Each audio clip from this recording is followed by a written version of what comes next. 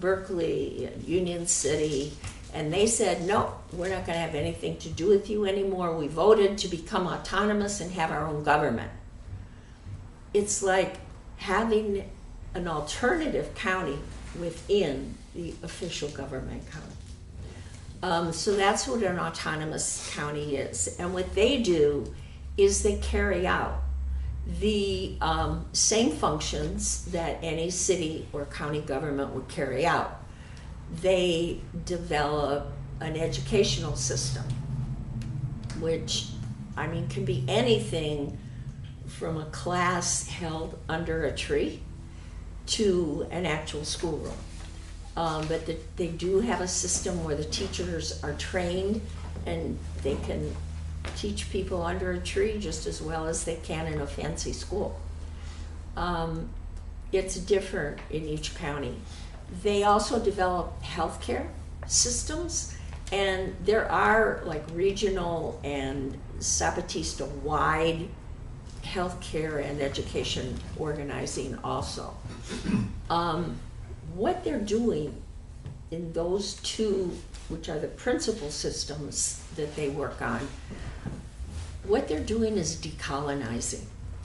They're decolonizing healthcare, they're decolonizing education, in that their curriculum doesn't teach like what we're taught in school in terms of like history and values and so forth. They are taught the indigenous values of the people in that autonomous county. They're taught in the language of that autonomous county, and they're taught the history of it in relation to the estate owners where they used to be serfs. In the approximately 1960s, the estates or haciendas, I don't know, that changed from being like growing regular crops for food, and they changed into becoming cattle ranches, which is much less labor intensive.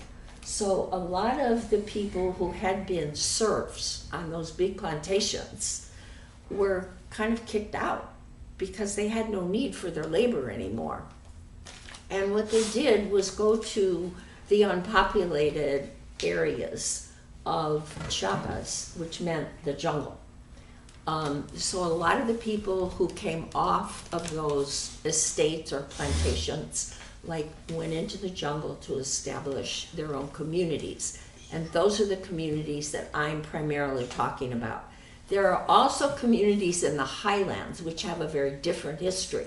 And it's more similar to, if any of you read about Rigoberta Menchu's book about her history when her family went to the plantations on the coast to work. The highlands of Chiapas is more similar to that in their history. But the largest part of Zapatista territory is in the jungle, and that's primarily what my experience is and what I'm going to talk about. So anyway, these autonomous counties were not very full at the time that the Zapatistas kind of diagrammed them out. There were a few communities there, some of which, all of which were pro-Zapatista, but a few of them were mixed. And so what the Zapatistas did is they distributed land to landless people. People who had no land to farm were given land in these sparsely populated autonomous counties. And it was the people from the CCRI, the Comandancia or commanders, who were responsible for making something happen there.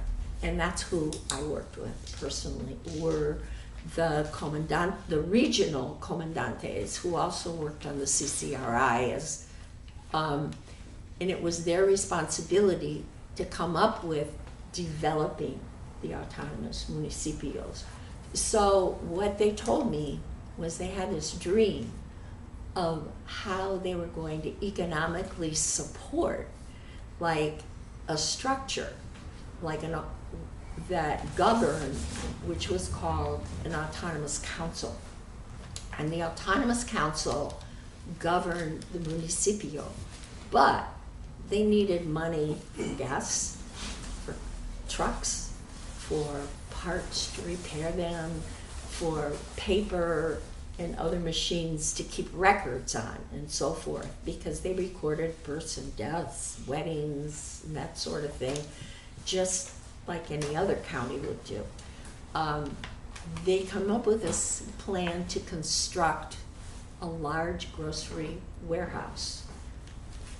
The reason they did that was at the time of the autonomous counties, which a lot has changed now, but at that time, they had two choices in terms of buying their food and their other necessities.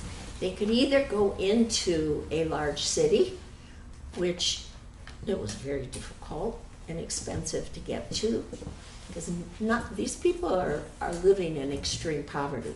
They don't have cars. There's no bus service out there. You rely on hitching a ride on trucks, and you have to pay the person who does that because it's like a taxi service there. And then you go to a small store when you get into town and you pay high prices at a mom and pop store. What the warehouse would do is eliminate those middlemen that were driving out and price gouging the indigenous people in the jungle. And the warehouse could go into the city and buy wholesale and bring it out to the jungle.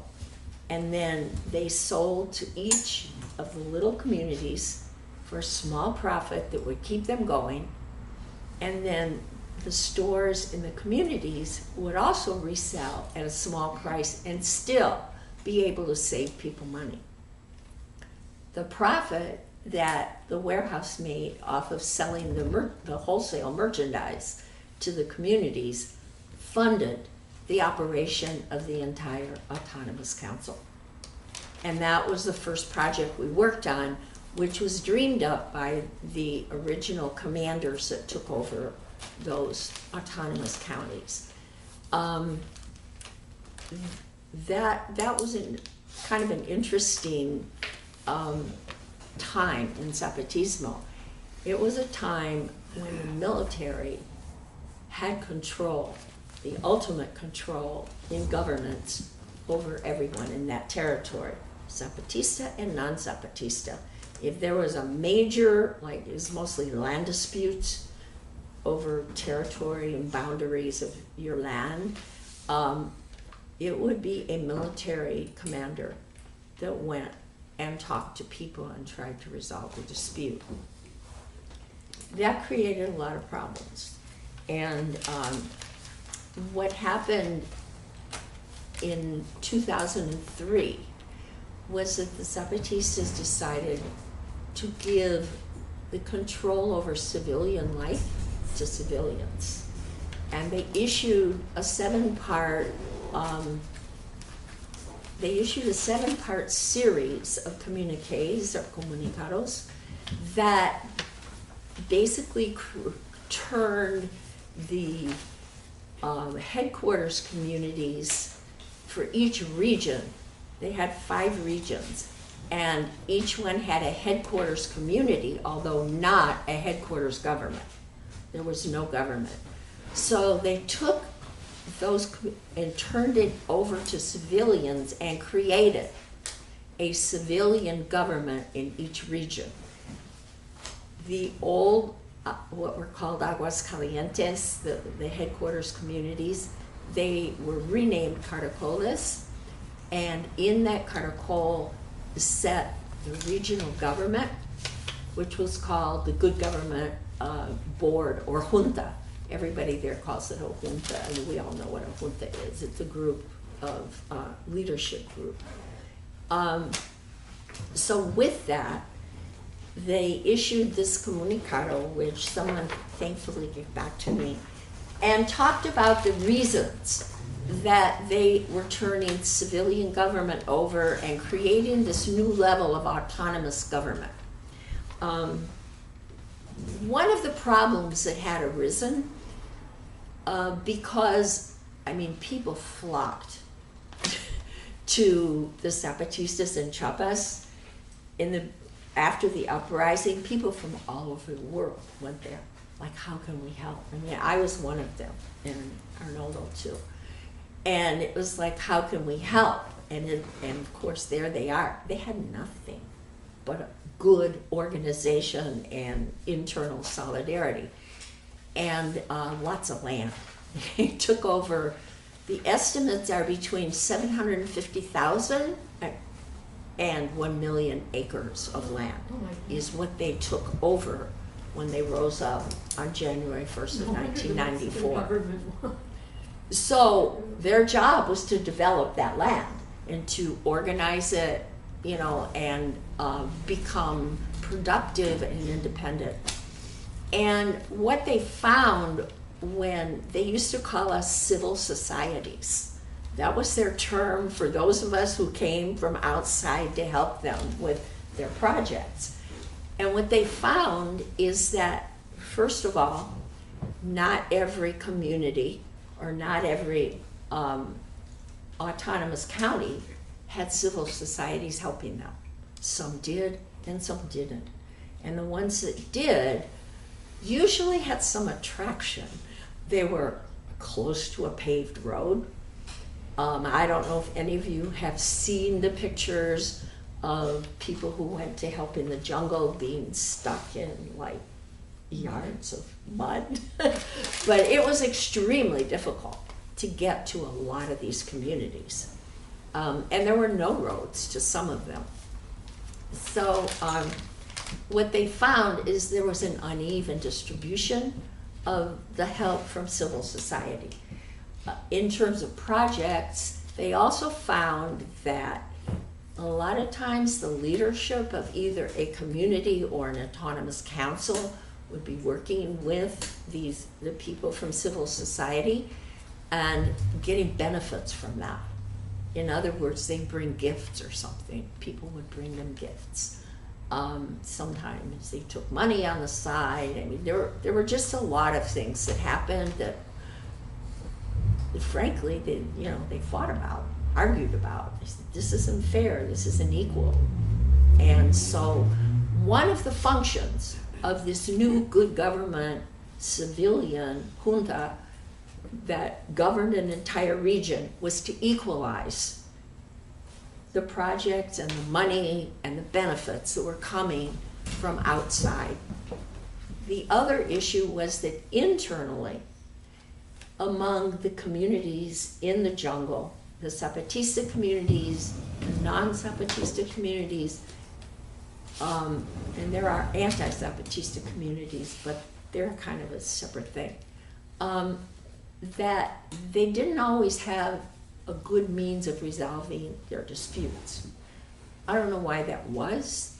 If it was because they didn't like the military leaders coming in and doing that, I don't know the reason.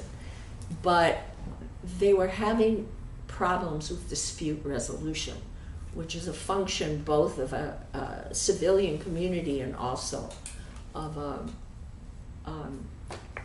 the autonomous councils. They do have their own justice system. So they established these different good government juntas, and that kind of led to a whole different, I remember the first thing we did was we called the office of, there's a civilian link between outside folks like us, organizations that are helping, and the Zapatista leadership, and it's called Enlace Civil, which means civilian link. The first thing we did was call them and say, what does this mean to us? Because we had established this partnership with one of the autonomous counties in 2002, just 1 year before the series of communiques came out. And we were wondering if it changed anything, and they told us no, but you're gonna have, the other thing you had to do was, instead of going directly to your autonomous county that you had a partnership with, you had to go through what was called now a caracol and get permission from the good government junta. There were also a lot of people roaming around, like claiming to be Zapatistas and raising money, and of course it was all had nothing to do with Zapatistas. There were people coming into the communities and doing things, you know, like leaving and telling things that weren't true. So they decided that people had to check in. And this is how they operate, is now their security is extremely tight. It's very, very hard to get into the communities at this point in time, unless you have a reason. You have to have a reason, which means you have a project. Or you've had a project in the past and you want to go see how it's doing, that kind of thing. Let me see if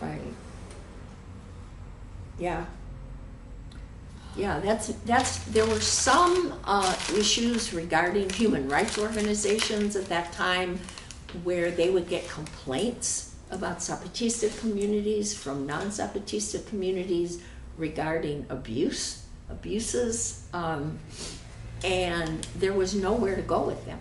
There was no one to talk to. So the juntas kind of solved that problem. The juntas are amazing. I mean, they were, at first, when we had to start going there, it was kind of an irritation because it meant extra travel. Because we couldn't go directly to the autonomous council we worked in anymore. But, you know, in hindsight, now, I have to admit that they're like our revolutionary wonder. They have been so incredibly successful in like regulating what goes on to keep everyone happy. I mean, they have people over them who watch over them too. They don't have like the jurisdiction to do anything they want. There's a region-wide assembly, and I'm calling it a region, which is not what the Zapatistas call it, just for the ease of English interpretation. They call it a zone. But they're amazing. I have just incredible admiration for what they do. They operate on indigenous principles of organizing, which I think like we can use in our own organizations, which any kind of a group that's anti-capitalist in this country can use as an example of principles. And it has to do with your behavior within the group that you belong to. There's 7 principles. I'm not sure I can remember them all because they were in that other thing I passed out. But one of them is serve, don't serve yourself. And I think that's pretty obvious what that means. It means serve the people that elected you and what they want you to do. And don't just do it in your own self-interest, like as a stepping stone to something higher, or how to make money, or what to put on your resume, but serve the people. Another one has to do with represent and don't supplant. This is in terms of ideas. The positions that you take when you're serving on, say, an executive board, or in this case, the junta, it's to represent what the people who elected you want, what their wishes are, and don't substitute your own. If you have some sort of ideology or a personal interest. Another one is construct, don't destroy. And we all have seen different ways of how people can disrupt and destroy a group. Can you think of any other ones? To lead by obeying. Oh, well, that's the overall one. What would he say? Lead by obeying is the name of the group of 7 principles. And the way they say that is to obey, not command. In other words, you obey the people that elected you and their wishes. You don't command. They have developed convince, don't defeat. Convencer, no vencer. It's to convince, not conquer. And what that means is that when you're in a political argument, that you convince with your arguments. You don't try to conquer through suppressing other people's ideas or through repression of any kind of, of the freedom of ideas, but to convince people because it's just. And those are the types of principles of governing that they follow. Yeah. Could one of those principles be called agree? Well, that's a whole different thing. That's like how they reach agreement. And as Arnoldo mentioned, they have assemblies. Each community has an assembly. Each autonomous county has an assembly. And the assembly is everybody who lives there in the community or in the county.